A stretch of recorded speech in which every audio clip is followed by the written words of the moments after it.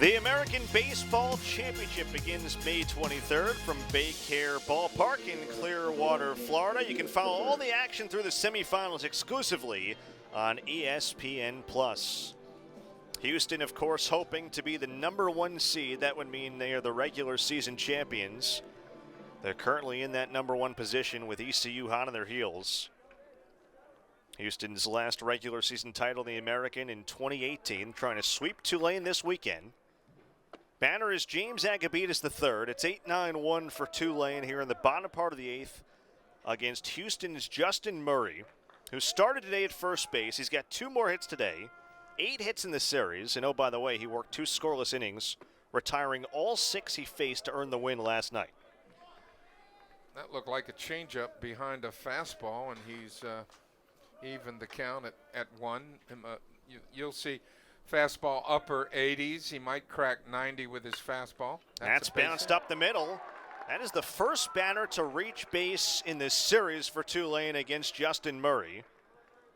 And Tulane's offense picking up a little bit these last couple innings. Agabetis has his first hit today. Well, I suggested you might be asking a lot of Murray to run him out there, and maybe he doesn't have quite the juice on it, pitching back-to-back, and it's warm here in New Orleans. Again, Murray, a grad transfer from Dartmouth. He spent 4 years in the Ivy League. Michael Lombardi awaits and takes a fastball at 90. Again, the Ivy League did not play in 2021. They had the shortened COVID season like everyone in 2020, so went about 2 years without baseball, returned last year. He was all Ivy League as both a pitcher and a hitter a season ago at Dartmouth. And this year he's got 8 saves, second most in the AAC. Twice this year, Ron, he has picked up saves of 2 innings. He's never had a save longer than that, and they're asking him this occasion to go 2 1/3 potentially to get the save. He has worked more than 1 inning on 8 different occasions, and he's worked 2 or more innings 6 times, including yesterday. And the pen busy for Houston because they're thinking about all that too. That maybe you are asking a little too much, but let's see. Just seems to be an awfully calm guy who just goes about his business, and he looks like 2 different people. You see a really good hitter and a really command kind of pitcher. He's not going to blow you away with anything. Lands that slider to right-handers a lot, and acts like it's no big deal. Michael Lombardi is hitless today, but he's been on base twice. It'll be a 1-2. That's just outside. 2 balls and 2 strikes. It is worth noting for Houston, we mentioned the 8 saves for Murray. That's tied for second most in the conference. The other guy who's got multiple saves is Owen Woodward, but he's already pitched. He got an out and walked a couple. Lombardi sends that one towards second, dug out by Burkell. McMillan turns in time. Wow. A 4-6-3 double play, and Houston among the national leaders in double plays turned. Does it for the second time today and the 48th time this year, 2 away in the 8th. That was an absolute seed hit by Lombardi, and no one suggests that Murray is unhittable, but that ground ball was just, we used to call them ugly finders. You hit when it was their guy getting in front of it, but that was just a great play by Burkell, and you knew that turns as soon as he made the play. Brady Hebert cuts and misses. Like a change-up, pretty good one. Keep in mind, Hebert has the 17-game hitting streak going, celebrating his senior day. Maybe his last chance to extend it. That's in there on the corner. It's 1-2. Hebert yesterday grounded out to second base against Murray. He'll use that changeup more to left-handers, sliders more to right-handers. 1-2. That's hit sharply right side and off the glove of Burkell, and Hebert's going to reach. And the hitting streak rolls on to 18 games for Brady Hebert. Yeah, you get a break once in a while, and that was a play that could have been made by Burkell. He hit it good into the hole, and Burkell got over there and lunging for it, had a chance, but couldn't keep it in his mitt. So an infield single to extend to 18 games, and now T.O. Banks. Hold on. And a balk. So no pitch. Hebert moves into scoring position. We saw a balk called yesterday against Tulane.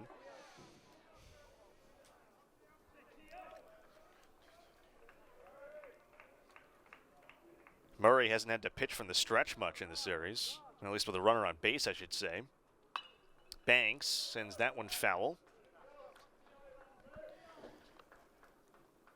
Boy, you should be ready to hit up there against Murray because he sure fills up the zone with strikes. And he threw 19 pitches yesterday, Ron, to retire all 6 he faced. 16 were strikes. He pounds the zone for sure. 0-1. That's chopped through the left side, a base hit. Hebert gets the wave around third. He'll score.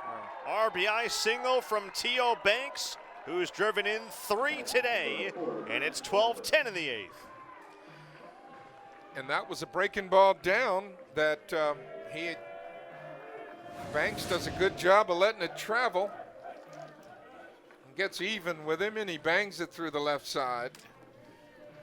And Tulane has continued to make a game out of this thing. So Banks with RBI number 36 on the year. Murray having a talk with his catcher, Anthony Tulamero. Look, you can do multiple innings as a pitcher. You can have saves where you're going more than one inning, but pitching on back-to-back days and asking a guy to have to go multiple innings, that's not an easy ask for a guy as a regular reliever. Again, Murray, not a guy who they've used on back-to-back days very much at all. In fact, the Wichita State Series last weekend, the first time he's pitched back-to-back days. Braden Cunningham, and we've already seen in the series, he worked 3 terrific innings on Friday, earning his first career save. Meanwhile, Brendan Lambert's now the tying run at the plate in a 12-10 game here in the bottom part of the 8th and 2 outs.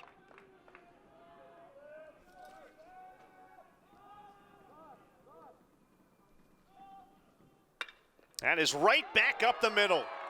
Banks will halt at second base. And Tulane, after being unable to get to Murray at all yesterday, has strung together a number of quality at-bats against him here in this 8th inning.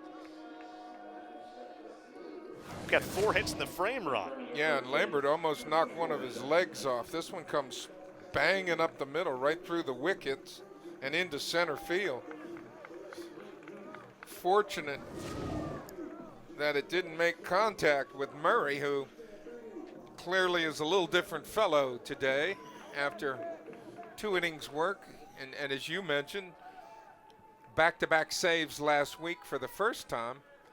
Yeah, first time all year he's pitched back-to-back days. Simon Baumgart now. Big cut and a miss. Tulane now has the tying run aboard. After that single from Lambert, they do have a pinch runner in there. Jackson Lynn runs for Lambert at first base. Baumgart awaits. And that's called a strike, and that one looked a little low. Whoa. Justin Bridgman can't believe it. Tulane's third base coach.